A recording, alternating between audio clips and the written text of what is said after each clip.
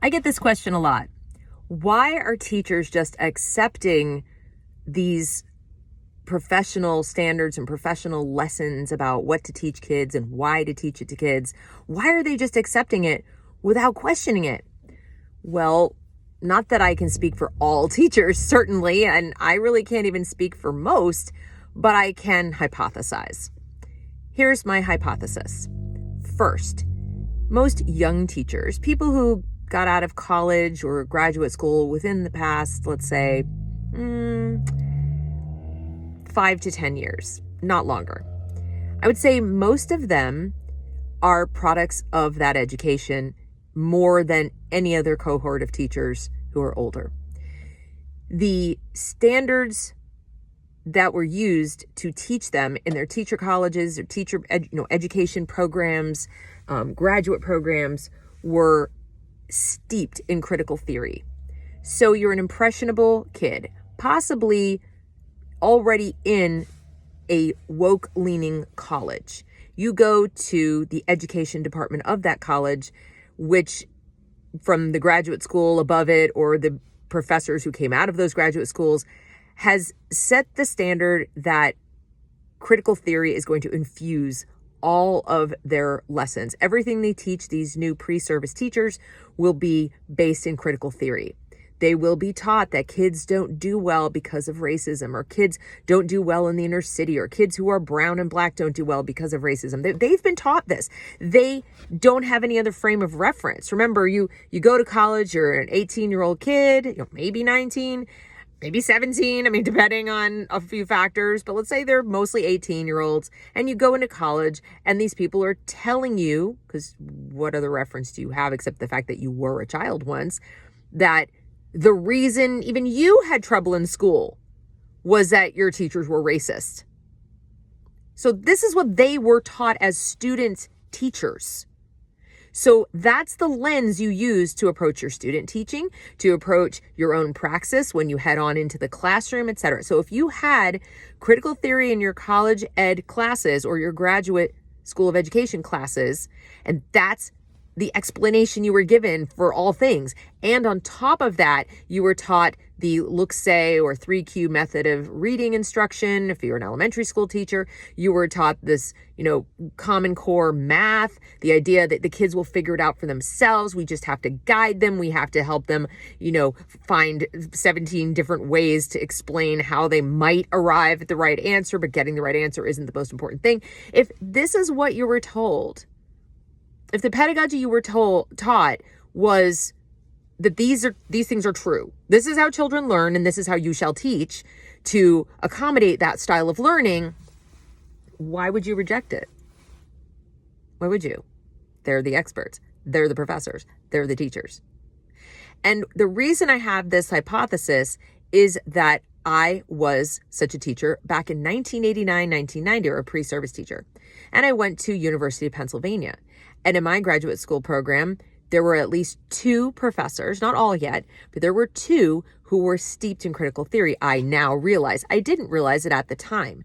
And the only reason I raised an eyebrow, and I didn't just go, oh, wow, interesting. I never knew this. I had no idea. The only reason I wasn't a person who either bought into it 100% or just felt like I was learning something for the first time is that I was an American Studies major in my undergraduate years. That's heavy duty on American history, deep. I'd also lived abroad, and I taught abroad. I was a teacher intern in a school in Austria, and I taught kids in elementary school, middle school, and high school. Simultaneously, I did rounds in different classes across a year. And so I had some experience already, on top of which I had a brother who was 17 years younger. So I spent a lot of time watching him learn, teaching him, working with him. I had an adult's view, without being a parent, of how a kid goes from a baby to a young adult. And I kind of could see, how the brain was working, how he was acquiring information. I taught him plenty of stuff myself. So those are the reasons That's it. Those put the questions in my mind where I was like, that doesn't match what I've seen. That doesn't match what I've learned. And this history sure as heck doesn't match what I was taught. It doesn't match my experience overseas. And I went to East Bloc countries. And I recognized some of the rhetoric. I recognized some of the, Marxist ideas that were in this pedagogy. Okay, so that's why I didn't buy in. That's why I asked a lot of questions. I also had taught my brother to read using phonics because that's all I knew at the time that I was teaching him to read. And so I was probably in my early 20s. And I remember thinking, right as I went into graduate school and he was just a little kid, and I'm thinking, that's not what we did with him. And he's a good reader, and he's only what is he, 5? He's really young. So I had that perspective. A lot of these new teachers don't have that at all. They don't have all of those things going on. Some might, and I know for a fact that some just leave, some wash out, some are faced with this. I get letters from some of them to this day who say, after they've discovered my channel, they're like, I'm in a program right now and I don't know what to do. My life's dream was to be a teacher. Now I don't know what to do. Should I leave? I can't do this. I can't go into a school and do this to people. And you've probably seen the video of the Loudoun County teacher, young woman, brave young woman, who stood up in tears and said, I can't do this anymore. I can't teach things that violate my personal belief and, my faith and my values. I can't do it. So I quit. She quit right then and there in front of the school board. And so I know if she exists, and if I'm getting notes from people like this who are just in their young 20s, and I know that Frank McCormick exists and Paul Rossi exists and a few other teachers who write to me who prefer to remain nameless, they're out there. They're just in the minority and they're being branded as mentally ill and a few other things. So they exist. They're out there and they're not buying it, but the majority are. And I just gave you my hypothesis as to why they don't know any better. Why wouldn't they trust the experts, their betters, their elders? And remember, these experts, these betters, these elders, these whatevers have PhD after their name, and they cite research. And now I'm going to say something that is not very flattering, and I know I'm probably going to get some hate mail, but here it is. The saying, those who can do and those who can't teach, is a little bit true. There are a lot of people who go to college not intentionally to teach. They go to college to study something else. And when they get there, in particular, because their high school education wasn't so awesome, because this has been going on a long time, the dumbing down of America. And they get there thinking, I'm going to major in English and I'll be a writer, or I'll be a professor, or I'm going to major in history, I'm going to major in math, or I'm going to go on and be a scientist, or I'm going to do something, whatever. And they find they can barely pass the classes and they're not doing as well as they thought they would. So they think, you know what? I'll go teach math. I'll go teach English because it's easier. Anybody who tells you the word on the street isn't that education programs are easier than the standard majors where you have to be a specialist is lying. We all knew it then. We know it now.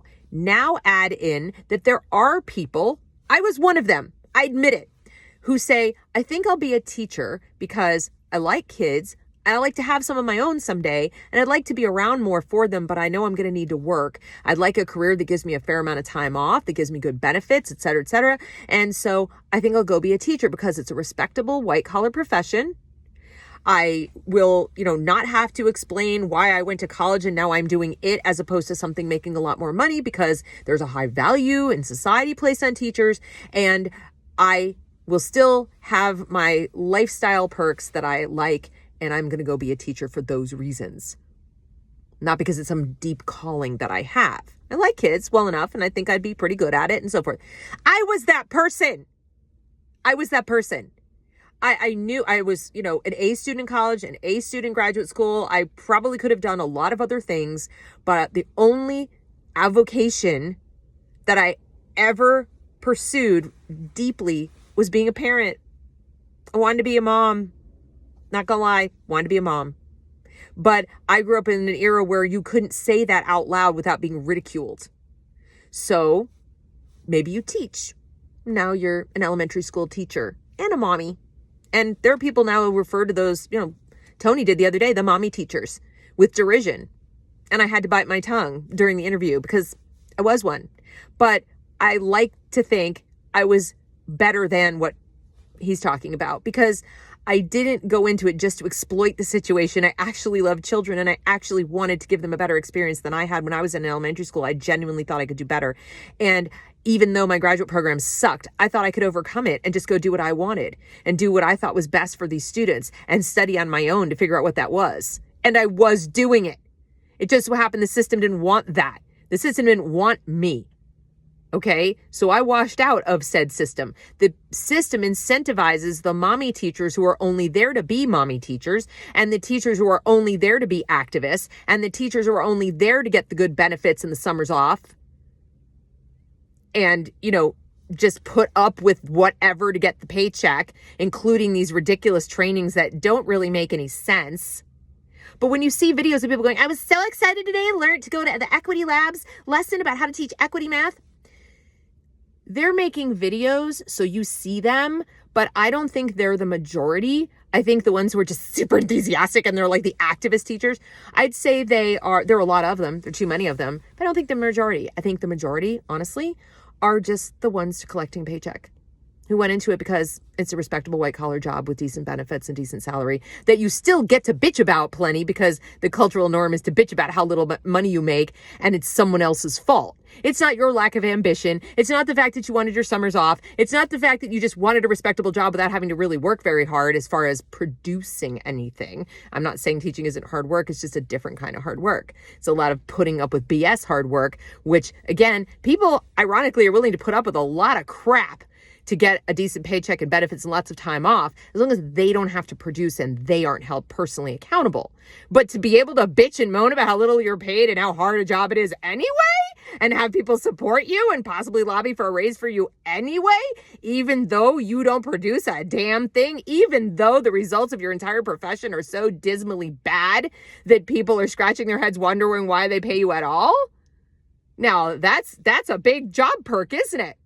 So that brings me to the final piece of my hypothesis, which is, and this goes to the ones who are eager to embrace this stuff, is that they're not only activists, but they are desperately searching, probably subconsciously. Let's say it's subconscious. They're desperately searching for the reason why they're so ineffective at their jobs. Because remember, they went to school and they were taught to do certain things. They were taught this will work. The research shows this will work. Your kids will learn. They will perform. Grades will go up. Everything will be awesome. And so they went in their classrooms and they did it. And they did everything they were told like good little flying monkeys. And it didn't work. And their kids didn't perform. And things didn't get better. So isn't it human nature to look for some reason out there why all the things you were told that you embraced as part of you and who you were and what your profession was, and you're in a helping profession and people are looking at you going, why isn't it working? Aren't you gonna want to find the thing that's not working out there in the parents, in the households, and the parents must be addicted abusers. That must be it. They're a terrible home life. There's stress in the outside world. It's society. It's racism. It's surely not me. It's not my lack of skill. It's not my lack of understanding for how children actually learn and think. It's not the system I chose to work in that pays me for really not doing much of anything except actually harming children quite a lot. No, that can't be it. People are not inclined to say, I'm harming people on a daily basis, aren't I? Yeah, this isn't working because what I'm doing isn't working because what I'm doing is actually counterproductive. Yeah, that's probably not a good thing. How many people are that self-reflective? How many people are that willing, even if they were self-reflective, to accept that premise versus continue to search for some other excuse? So next time you wonder, why do they just sit in these trainings and why aren't they questioning it? I've just given you several reasons why. I hope it's easier to understand now. I also hope it's easier to understand why I'm an abolitionist, a public school abolitionist, because the system that incentivizes this kind of mindset and behavior and attracts these kinds of people in large numbers, increasing numbers every year, and actually disincentivizes people like Frank and Paul and others and Ramona from coming into the system or staying in the system, and in fact punishes them severely and puts them at risk for, losing their livelihood and possibly their freedom if they're put in a mental institution because of wrongthink someday. Why do you want to keep feeding a system like that money, never mind your precious children? It's a question I ask myself every day. And I'm less and less able to answer it. I got to be honest. I'm on your side, folks, but every day it gets a little bit harder, just a little bit harder. I try super hard not to judge, but I'm not interested in saving this system. I'm not. And I'm sorry if you think that puts me at odds with you. Good luck to you. If you can unravel all of these incentives, at all of them, because you won't be successful banning curriculum. You won't be successful banning books or restricting books or putting age appropriate labels on books or putting in contradictory ideas to challenge the bad ideas. You're not even going to be successful with all those things. And those would be prerequisites to even consider saving the system. You're not going to get rid of the corruption from the top. You're not going to get rid of the giant pot of money supporting the political interests that are milking this cow for all it's worth. You're not going to get rid of any of that. And that goes right into the universities and academia. If you think that you can just turn a school board or show up to meetings or, pick a different superintendent and magically it's going to work better until the next time, then different superintendents and different school boards get in and you're right back to where you started because they've got a 100-year head start on you. And then you think you're going to find millions of brand new teachers with a brand new mindset who are responsible and care about what they're doing and reject these crazy racial essentialist notions and who want to be held accountable, who actually want to produce results and would fire themselves if they didn't. People like me. Good luck. Best of luck to you. I'll be off doing other things. So I hope you all have a great day. If this resonates at all, please like, comment, share, subscribe to the channel. Really helps me out. Thanks a lot.